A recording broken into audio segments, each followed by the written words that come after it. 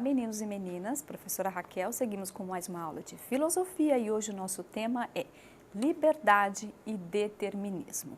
Vamos para a origem da palavra. Pela etimologia da palavra determinismo, nós podemos identificar o que significa. Determinismo vem do latim determinare, que significa como se algo que vem de fora, no sentido de algo exterior, alheio. Os gregos antigos, a consciência mítica, antes do nascimento da filosofia, a filosofia nasce fundada no logos, ela é o desenvolvimento da razão. Então, antes do nascimento da filosofia, nós temos aquilo que nós chamávamos de consciência mítica. Então, a consciência na crença em seres sobrenaturais. E os deuses determinavam o destino dos homens. Por isso que determinismo é como se o destino dos homens fosse determinado por algo alheio, por algo além. Os homens, algo fora do domínio dos homens, determina o destino deles. Existem muitas histórias, mas um clássico é a história de Édipo. Édipo é uma história que inspirou a psicologia, a teoria psicanalítica do Freud, mas a gente não vai esgotar todos os significados da história e vamos se ater à questão da liberdade. Vocês provavelmente já ouviram falar da história de Édipo. Édipo era um menino que, enquanto ele estava no ventre da sua mãe, o seu pai foi consultar o oráculo dos deuses e os deuses disseram que, o oráculo disse que Édipo estava condenado a matar o seu pai e casar-se com a sua própria mãe. Então, essa é a história, né? E ilustra bem o que é liberdade e o que é determinismo. Então, o pai de Édipo, sabendo dessa condenação, do destino de Édipo, manda que Édipo fosse morto. E sua mãe não teve coragem de matar o fruto do seu ventre. Mandaram que um pastor levasse Édipo para um lugar para que ele fosse morto. Por forças do destino, Édipo acabou não sendo morto, ele foi criado por uma outra família. E quando ele já estava adulto, ele mesmo foi consultar o seu oráculo e veio o veredicto de que Édipo mataria o seu pai e casaria com a sua própria mãe. Horrorizado com esse destino, Édipo tentou fugir do seu destino. E Édipo, nessa fuga, numa viagem, ele encontra um desconhecido e eles se desentendem, entram numa luta corporal e nessa Édipo tem a sorte melhor e Édipo mata o cara, o desconhecido, e ainda nessa rota de fuga ele desvenda o enigma da esfinge e ao desvendar o enigma da esfinge ele é congratulado em se casar com a rainha daquela cidade. E ele se casa com a rainha daquela cidade e mais tarde, ao reconhecer a sua própria história, ele vai ver que o cara que ele matou na estrada foi o seu pai e a mulher com que ele se casara foi sua mãe. Então, Édipo, horrorizado com essa tragédia, vejam na imagem, Édipo fura os seus próprios olhos. Então, quando Édipo fura os seus próprios olhos, é como se o ato de furar os próprios olhos fosse um ato da vontade, foi algo que ele fez por sua conta própria. Apesar da tragédia, do destino cumprido pelos deuses, que seria uma fatalidade inevitável, da qual ele não poderia fugir, então a tragédia seria algo determinado pelos deuses. Édipo seguiu o seu destino, mas o ato de furar os próprios olhos foi um ato da sua vontade, da sua autonomia individual. Então é uma história que tem muitos significados, a gente não é possível esgotar aqui todos os seus significados, mas ilustra muito bem, né? Para os gregos antigos, o significado de destino. O ser humano, ele tem um destino, ele é determinado pelos deuses. Agora, na nossa próxima imagem, a gente está vendo que o determinismo é uma corrente filosófica que se tornou uma ideologia política no século XIX, né, como se as pessoas elas fossem fruto do seu meio social, como se é uma corrente filosófica que pega a teoria da causa e efeito, tudo que existe é efeito de uma causa e serve muito para as leis da natureza. Então, as leis das ciências da natureza acabam sendo adaptadas para as ciências humanas. Então, as pessoas elas são produto do meio em que elas vivem e isso justifica as classes sociais. E se tornou uma ideologia, né, para justificar o neocolonialismo europeu do século XIX, que refletiu na literatura através de um movimento literário chamado naturalismo, ó, uma referência para vocês, o Cortiço do Aloysio de Azevedo, e é como se nós tivéssemos vários tipos de determinismo, como, por exemplo, o determinismo histórico, nós somos produto do nosso tempo histórico, as nossas decisões, elas não são autônomas, elas são resultado do meio social em que a gente vive, do ambiente em que nós vivemos. Então, temos um determinismo físico, biológico, né? Então, a gente já falou sobre determinismo, agora vamos falar sobre liberdade, porque a liberdade é o ato de transcender as condições que lhes são dadas. Então, a liberdade seria quase que o oposto de determinismo.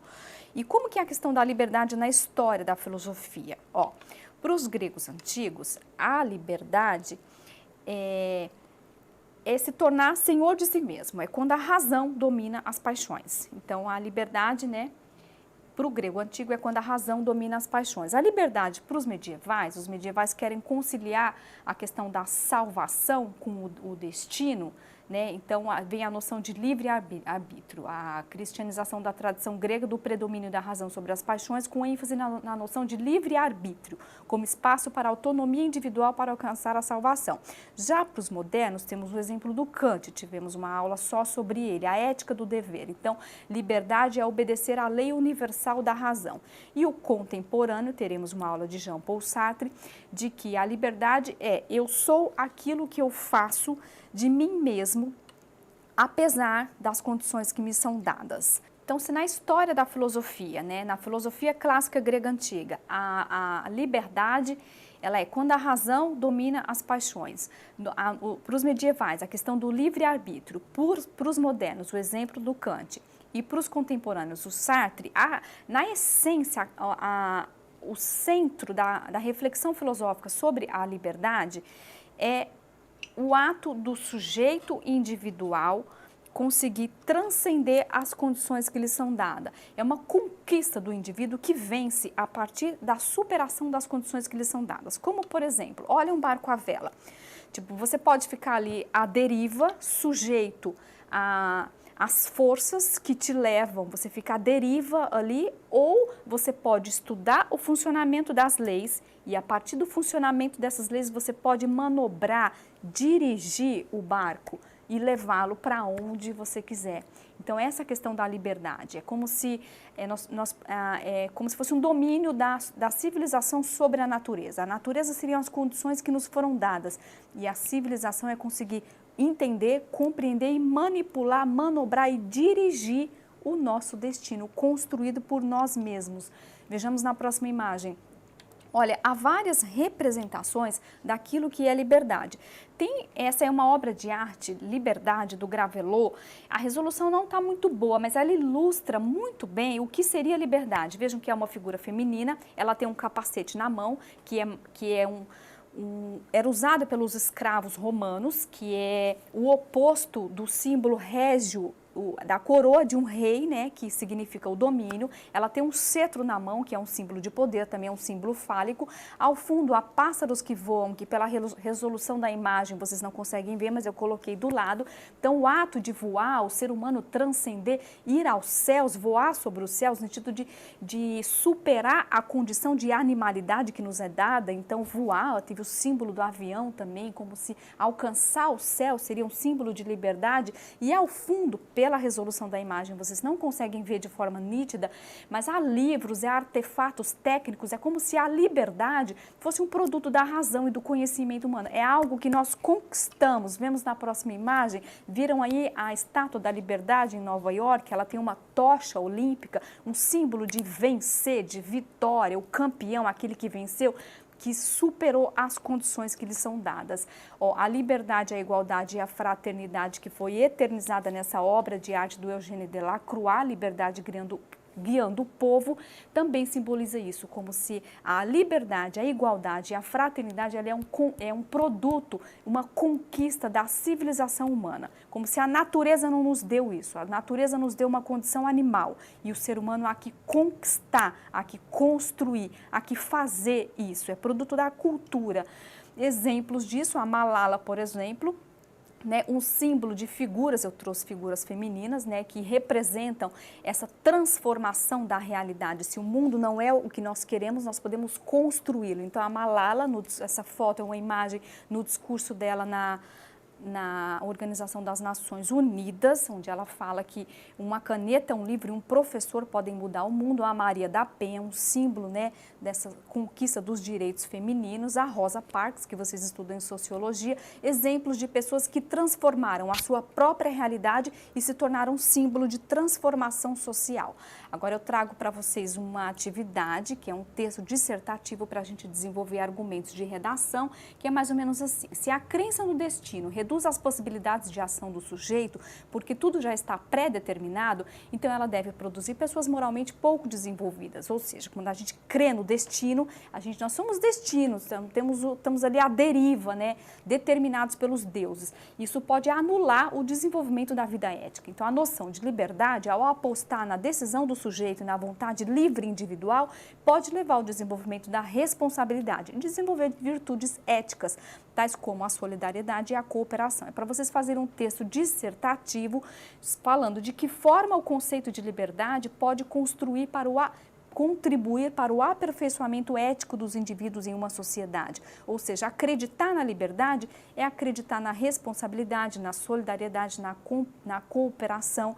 É algo conquistado pela civilização. A gente pega essa teoria filosófica e aplica, né, pensando no mundo de hoje, desenvolvendo argumentos de redação. Eu deixo para vocês uma referência ao John Searle. Ele representa um filósofo contemporâneo, que é uma discussão sobre a neurociência está relativizando essa questão de liberdade, né? Porque, será que, falando na linguagem da informática, nós somos seres programados? Aquilo que a gente pensa que é um ato de uma decisão, uma escolha individual, na verdade nós somos programados para isso, como na linguagem dos computadores. Ou será que nós temos de fato autonomia? É um estudo como que a neurociência, os estados cerebrais produzem a percepção da realidade e orientam o comportamento do sujeito. O filósofo contemporâneo, que é uma discussão atual sobre o conceito da liberdade. Acessem a nossa plataforma Eduque, fiquem com Deus e estudem.